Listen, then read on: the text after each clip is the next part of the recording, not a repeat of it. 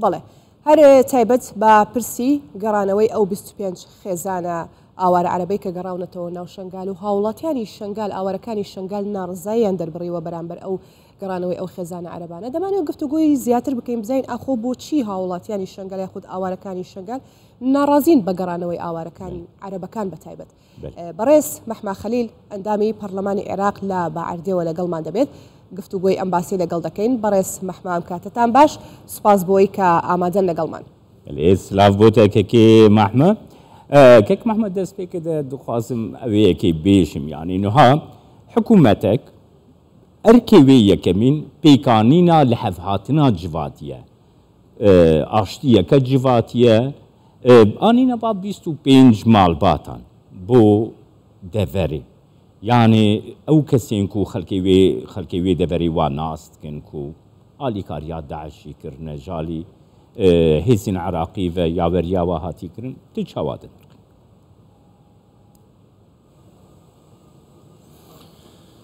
شەو باش سوپاس بۆ کوردستان 24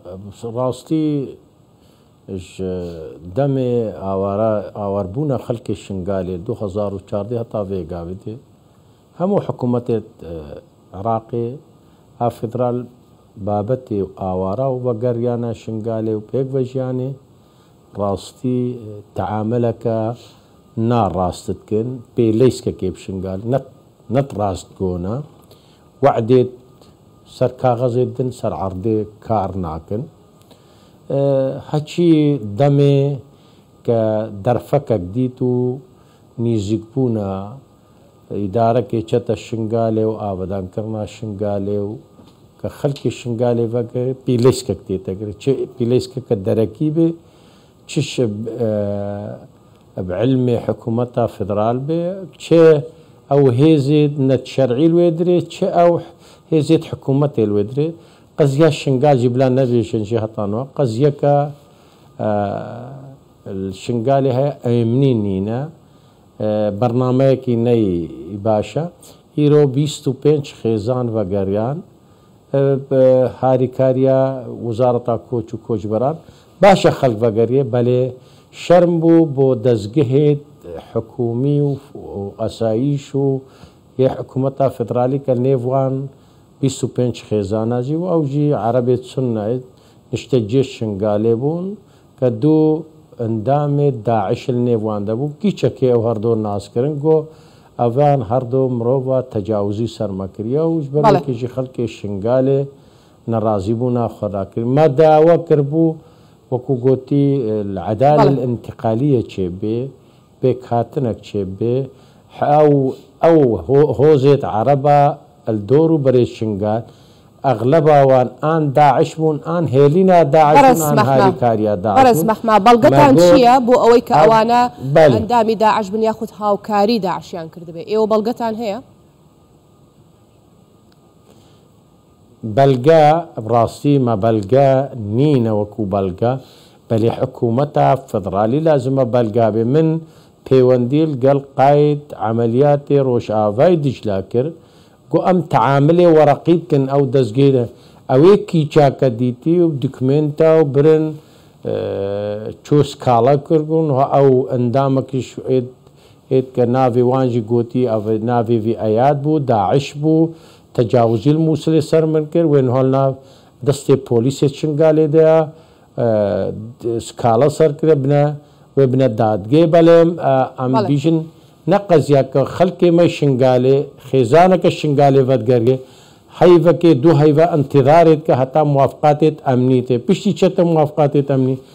زەلگەها و سەیطەرا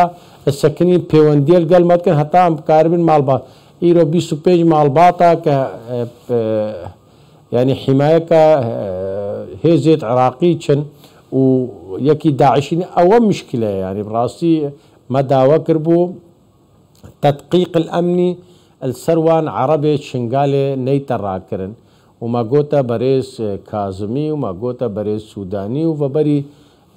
مانگا كيجي ما كتابك الرسمي ما شاند با بريس سوداني ما قو أميل القناغ كدينا جيبا جيكرنا ريكفتنا شنغالي كيك جوان داخوازت خلقي شنغالي بو و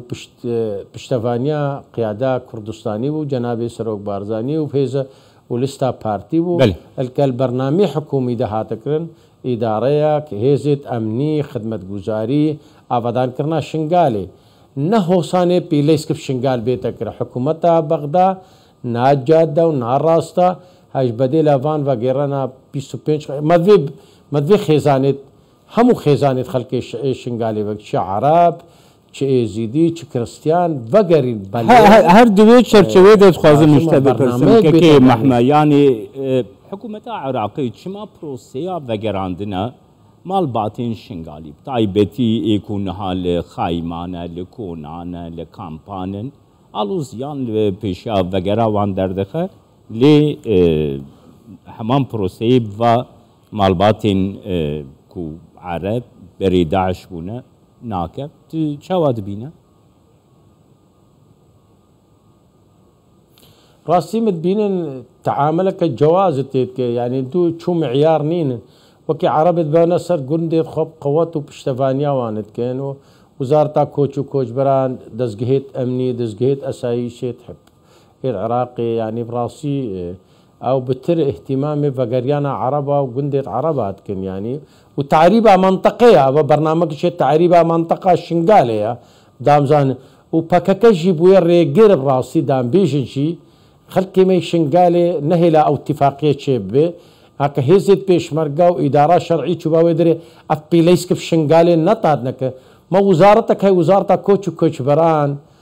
كسلتكش آواريت عراقي ايزيدينا خلقي شنقالينا وخلقي شنقالي تش ايزيدي وتش بسلمان براستي او وزارة يعني نلبا جوانديا انساني وزارتا كوتش وزارتك فيسبوكي وبراغهاندني وكاري خو فشلكينا ويعني هكا رماية دولي سر هادبانا يكم اب وزارة وهادبا وكو قوتي عقوبتك كرن يعني كاري خوا انساني ومروباتي البشوندي آوارا درانا بويا اجبر في كيشي اف بيليس كي تينا كرن خلقي ما يشنقالي قشتا قناغك قشتا حقيقتك قشتا اوميدك بانه حكومة عراقي اخفتنيت بيجي تشتي سرع كاغزيت بيجي دراوة وهم تطبيق نبي وبري بيش روجاجي ما داخوازها بريس سوداني كريا ما قوتي ويري كفتني جيبك خلقي شنقالي وغيره ايرو اف بيليس كاتا كرن اجبر كا ادارة نيزيك بو بكا ادارة كشرعي چتا ويدر اجبر نيزيك بو خلق نرازبونا او هيزيت بكاكيو شكرنا لواك حشد شعبي افهموا كوت بازرگانية كيف شنقالي تيتا كرنو ندرستن ونراستن بدل فانا ماري كفتنا شنقالي اوارا فقرن محكمة شبه او عربي او كانوا فشاركاني ايوا چی دەبێ ئێوەش تەنها لە چوارچەوەی نووسراوە ئیشەکانی خۆتانەکەن یاخود فشاری دیکەتان هەیە بڕاستی هۆڵێت مەد بەردەوام من چ نووسراوە و چ کۆنفرانسا و چ ڕاگەهاندنێ و چ دیدارا و چ داخوازیا و یعنی ئەس بێژم وەکومە دەرەک نەما هەمی وەزیرێت عراقی مەسەرەدان کرد هەموو سفارەتە داخواز وەکو میرجی هاتی و داخوازامە ئەو بوو وضع شنقالي آرام ببي وريكفتنا شنقالي جيبه وهر هوساني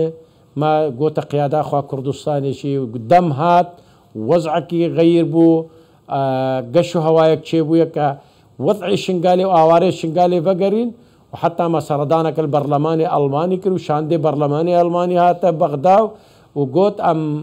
زغط الحكومة العراقية قلنا حكومة العراقية هون نتراستن قزيا شنقال هون شاشة آخفن بيليسكا كي هون بشنقال كن أم دعما شنقالي وشنقاليا ويزيديا كن وضعي شنقال شي بلام أفهمو براستي مدبينن هر برنامج كي هاتا تشيكن كاتفاقا شنقالي ريكفتنا شنقالي شي إدارك شي وضعك باشو مدبينن فتنة كاتشي شي أفتناش دربي ولاد بي چلنا ولاد چلناف شنقالي چه اوه دسلاتت ات شنقالي کا بازرگانی حتان واجی و شریک ات جینوسایتو نهے نوگریانا شنقالي و نهیلانا آبادان کرنا شنقالي پیک وجیانی نا اجبر ویکشی امد بیجیں امی بردوام بلجو منامه هانو ویگاوه دا موی کار کری میں شینب ریکا بكلانة رسمي دنا بري السوداني تدخلك به مداوكريا تدقيق أمني هر مالك عربة بقريا بيتكر نبارا عرب هندك عرب بقرياين مالبات داعشن بارا تدقيق الأمني يتكرن أو ما قلت يا حكومة عراقي اجبر فيك شيء ما بلقاها هنا توقعت كن أو عربي دور بري ما هناك شيء جوامير بون هناك شيء راسي هاري كاريا ما كان بل أغلبها وان إما داعش بون أو مالبات حتى في قافدة إيكشوان عشيرة عربانا قرتين حتى نواجي قالك متهم بكشتنا قوري بكوم اجبر فيك شيء خلقي شنقالي قيشت حقيقتك جان وناگریه و آبادان کرن چنابه و پیشمرگیان چنابه ما حیثیت پیشمرگال گل خلقی ما وگری نوی داری بله سپاسیات اتکن که محمد خلیل اندام پارلمانتو عراقی جبا عدری لگل